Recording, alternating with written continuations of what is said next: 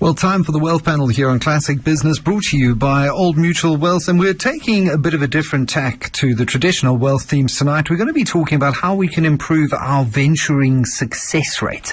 That's not adventuring, that's turning good ideas and R&D at universities into profitable companies. And I was reading an article by William Galston the other day. He holds a senior fellowship at the Brookings Institution, and he reckons that government and universities are really good venture capitalists, and he cites an example of an article here in R&D magazine that has tracked for 4 decades the innovation over in the US, and has recognized some of the top innovations, 100 each year, which just gives you an indication of how much innovation they produce over there. And writing in the Wall Street Journal a couple of years ago, Galston says that 2 economic sociologists here, Fred Block and Matthew Keller, decided to ask a simple question: where did these award-winning innovations come from? And Messrs. Block and Keller randomly selected 3 years in each of the past 4 decades, and they analyzed the resulting 1,200 innovations. About 10% of those originated offshore, so largely those were domestic or US innovations. And I think one of their key findings that really stands out is the number of top innovations originating in federal labs or universities or firms formed by former researchers in those entities rose dramatically from 18 in the 1970s to 37 in the 1980s and 55 in the 1990s before plateauing out around the 50s and the 2000s. So it's quite clear here that universities play a central role in the US. Can we replicate that here in South Africa? Should we even be aiming for that? So these are some of the questions hopefully we're going to get to the bottom of tonight, and it's a great pleasure to welcome tonight's panel, who are all part of the Innovation Summit, which kicked off today out in the East Rand. John Foster Pedley, Dean of Henley Business School. John, good to have you on the show. Thanks, Michael. Very nice to be here. And also on the line, we've got Ilse Alberts, who's a very well-known wealth psychologist and behaviorist. Ilse, welcome to the show. Thank you so much. And we're trying to track down Beat Skillich of the University of Basel over in Switzerland, and the founder of Venture Lab, who has some unique insights into this, but so far we're struggling to track him down. So, John, I'm going to have to ask you to kick us off tonight. What were some of the key discussions around this concept of ensuring we find greater traction from our tertiary institutions, our research institutions in the marketplace? Generally speaking, although I wasn't at a conference today, so I can't speak to that. But generally speaking, what you were talking about universities creating the potential and then somehow those being capitalized on and turned into value-generating ventures is a very interesting thought, because it's no given that a university that does good research will necessarily have the surroundings to make that happen. For example, if you take Cambridge University in the UK, they had something called a Cambridge phenomenon. What happened there was they spun off lots of small, in this case mostly tech companies, but they created a network, very strong network of people who could help each other. So the whole value chain of production, research, industry associations, delivery was spread around the university. And it's creating that sort of organic web that makes one of the biggest differences, I think, in getting university research out there. That technology transfer. I mean, we see it happening around Johannesburg. There's been like a real energetic response from WITS. It's involved in the Tsamologong precinct here in Braamfontein. It's trying to commercialize a lot of the technology applications that are coming out, but it still seems to me that there are pockets of it, and we're not really connecting all of the dots. Well, one of the big problems, I think, with what people try to do with entrepreneurship education in universities, they try to be quite predictable about it. So it's a bit like, let's have a strategic plan, let's have the business plan, let's lay it out on a stretch ahead. But somebody like Mark Zuckerberg will say something, as long as you've got passion, if you work on stuff you like and you're passionate about, then you don't have to have a master plan with how things will play out. And what he's saying there is something quite important, because I think entrepreneurship, when you start, needs a different set of controls or a different set of attitudes.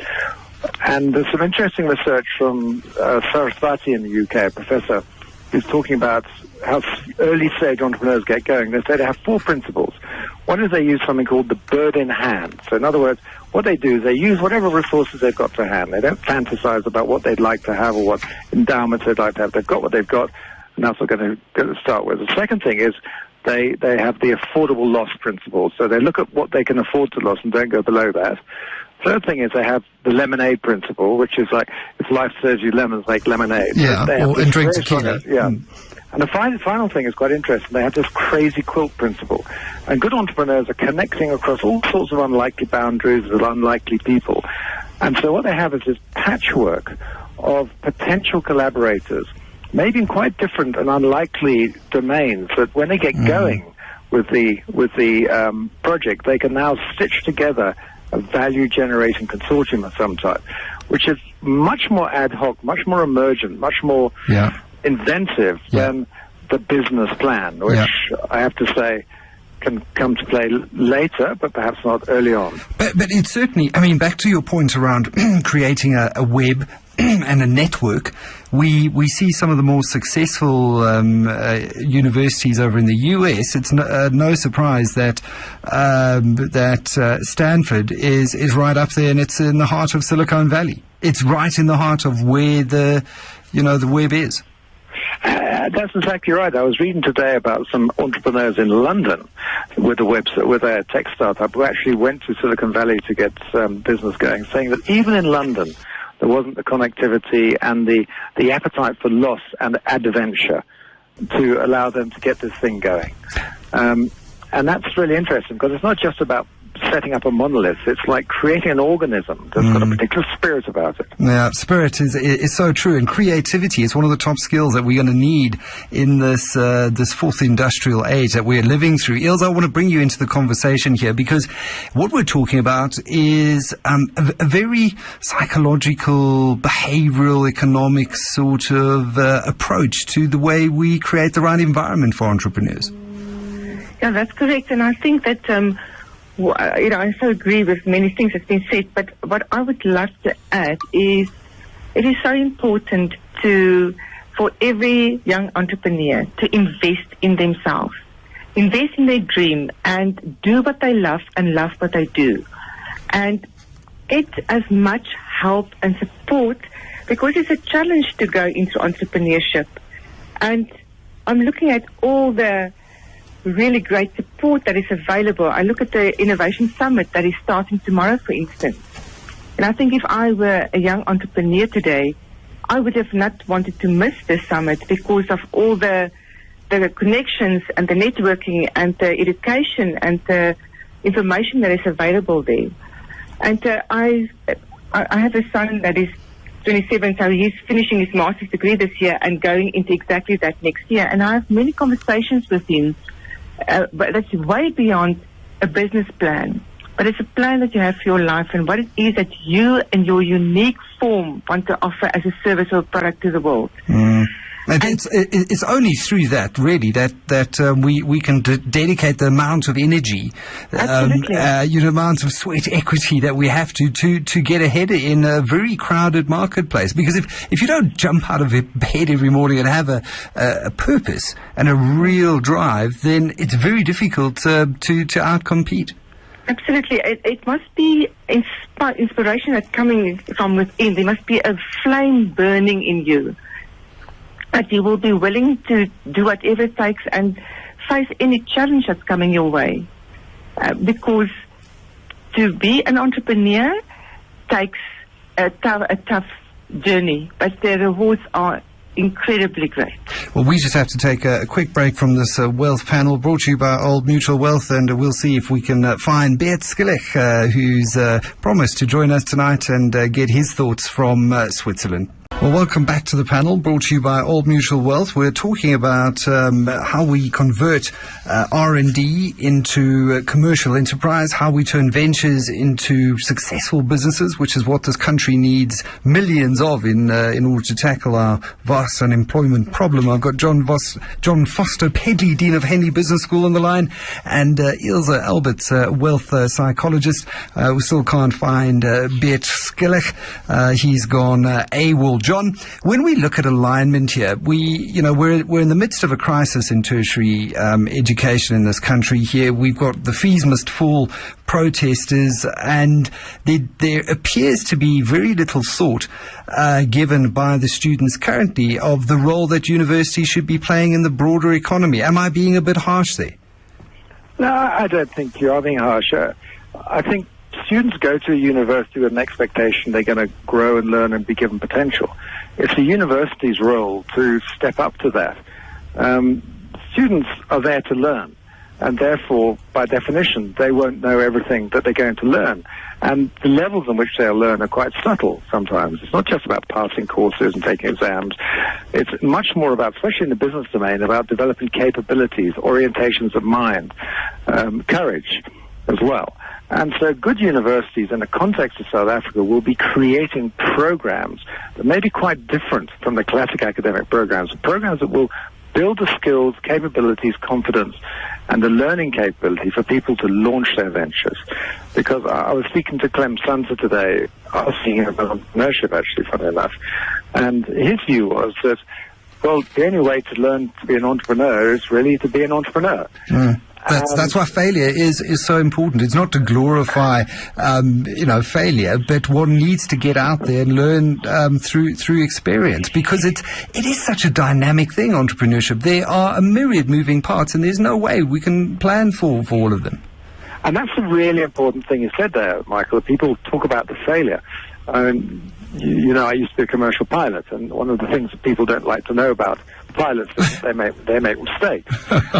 But what pilots are enormously good at doing is making micro mistakes and being so conscious and having such good systems around them that they catch them unbelievably early, so they never build up into anything. Everyone's making mistakes.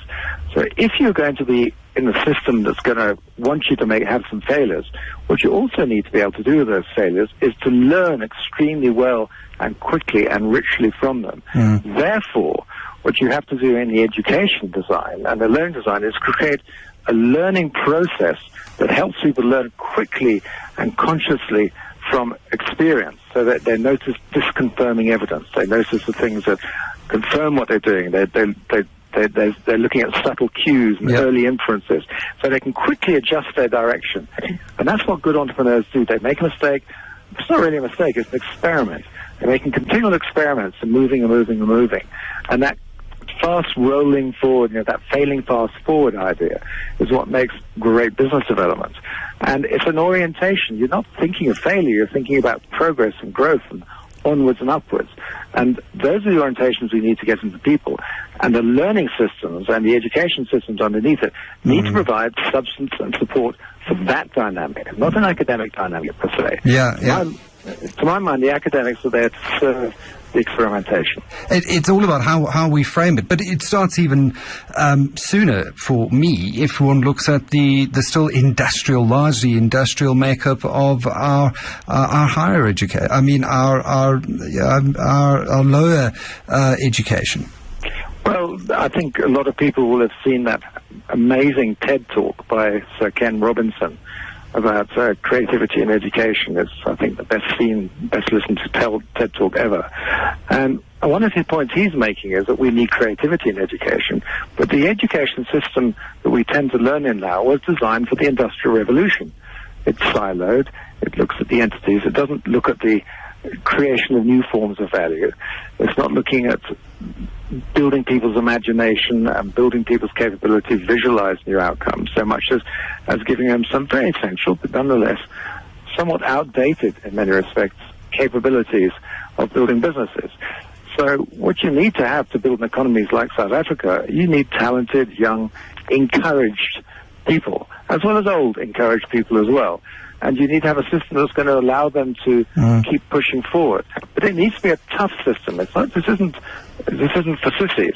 And if you're going to start a business, you're going to be committing a lot of your life into that. It's going to be a very, very hard part of your life. So you need very well organized learning. As I mentioned earlier, in order to get through those tough moments and to produce that sort of sweat equity, you have to be fully committed. And it was so encouraging to hear that CEO Initiative announce that the 1.5 billion rand SME fund.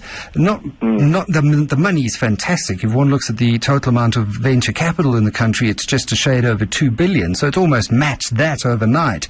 But it's the mentorship element. It's the fact that they've got a network. The CEO Initiative itself is 90 CEOs. They have a network, and they say that there are a team of, literally many teams of CEOs out there, CFOs, C-suite executives, leaders in their own right, who've retired and want to give back. And this is now going to be a platform in which they can play that mentorship role. As you mentioned, it's so important that we include that wealth of knowledge that has, and I'm really being critical here, but it really has been left on the wayside to a large degree by policymakers, I think, up to this point. And there has been a marked shift in tone and tenor in the way that experience is being engaged with at the moment.